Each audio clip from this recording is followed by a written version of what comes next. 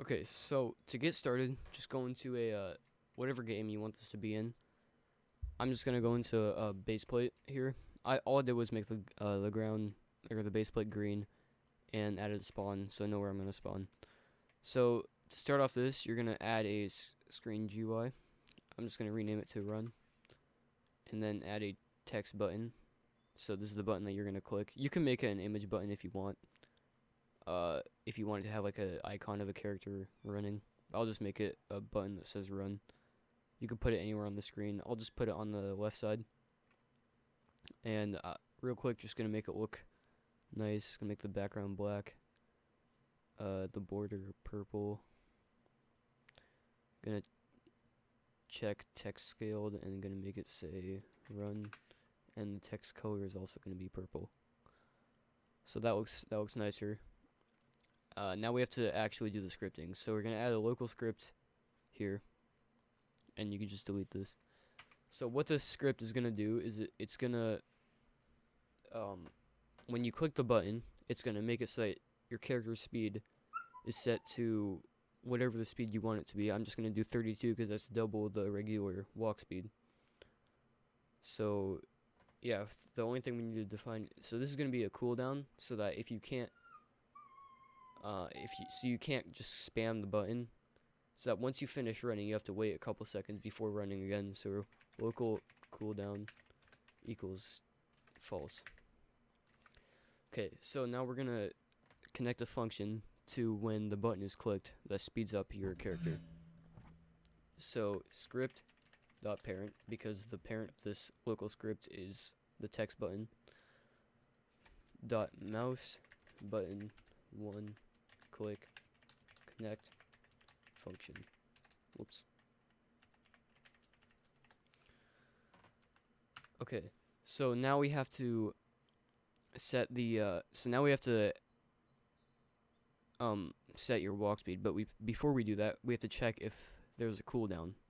So if cooldown, or if not cooldown, then so this basically means that if the cooldown is false, if you haven't just clicked the button, then game dot players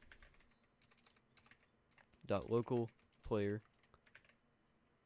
dot character. So basically what that means is when you play a game, there's so your player is inside the players folder, and this isn't the physical avatar or character in the game. The player is like the backpack, the player GUI, and workspace is where your character is. So it's where it has your shirt, your like arms and legs, and humanoid, which is what we need, because in humanoid there is walk speed, which is currently 16. So this is the regular walk speed, and if we change this to, let's just do 50, our character will run around really fast. So this is what the script is going to do. It's going to make us run fast when you click on the button.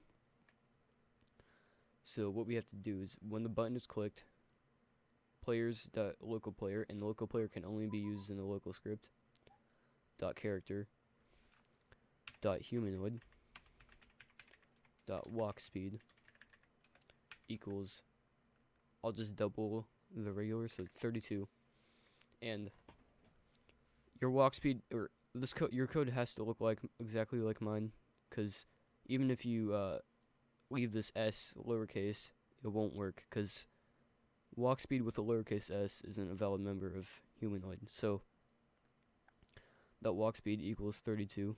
So after that, we're going to set the cooldown to true, so that they can't click the button again.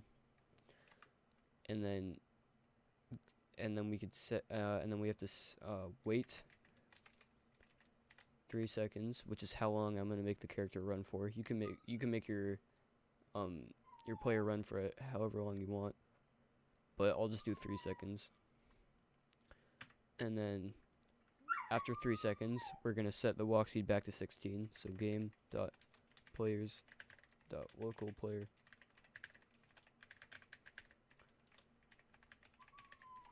walk speed 16.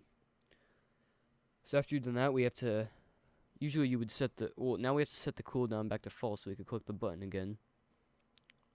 After we make him wait, or we have to make the, so after the speed is set back down to 16, you want to have a cooldown so you could so you can't click run immediately. Let's just have him wait 2 seconds. We're gonna put another wait 2 seconds, and then cooldown equals false. So after 2 seconds, after the speed is reset, you can click the button again. So let's test this out. My character is just walking around normal speed, and if you click the button, it starts running, and then he stops, and I can't click the button. After 2 seconds, I can click the button and it starts working. So click run, and then if I try to click it, it won't work. So yeah, this worked good. Yeah, I hope this tutorial helped you, and thanks for watching.